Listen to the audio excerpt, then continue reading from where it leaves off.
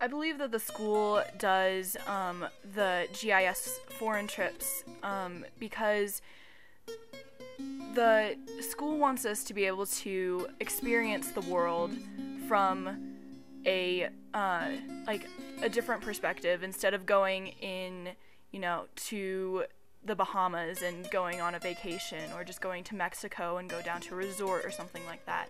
They want us to experience what it is like to live in a third world country, how the people are there, different cultures, different lifestyles, and also to, make friends halfway across the world, and it's really amazing to be able to do that.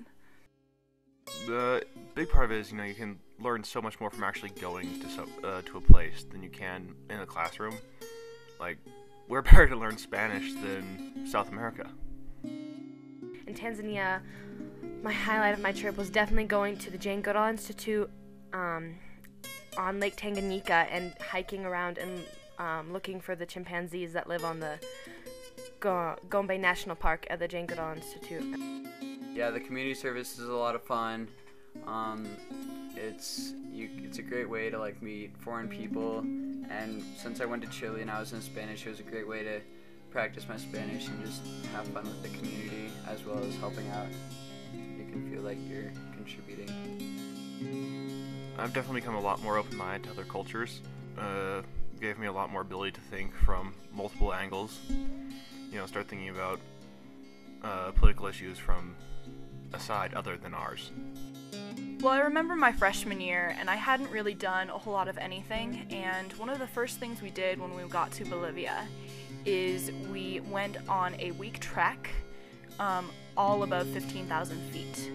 And we ended up actually going to 16,100 feet, which is incredible. And we hiked up there, and I think it kind of shows, because I wanted to be in Bolivia, because I wanted to finish the trek and say that I could do it, that I could actually do it. So that was really incredible.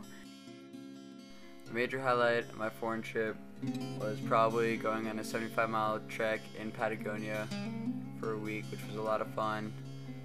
We also went to a small village called Los Quepos, which was hit pretty heavily by the earthquake in Chile a few years ago, and we just helped paint their community center and rebuild. I think we make homestays part of the travel program because we get a deeper sense of the country, because you can always see from an outside perspective how people live, and you can drive through the towns and see what they're planting, but you can't really get a real sense of the country until you live and you work with these people, which is what we did in Bolivia. And I think it's one of the strongest parts of foreign trip, because you just really connect with the communities.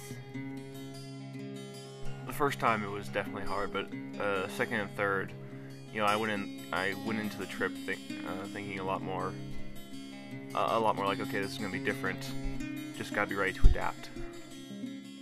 I also think that I have grown as a person, because I realize how much harder it is for people in other countries other than where we live, how hard it is for them to get food or to get water even. So it makes me really, really thankful for what I have.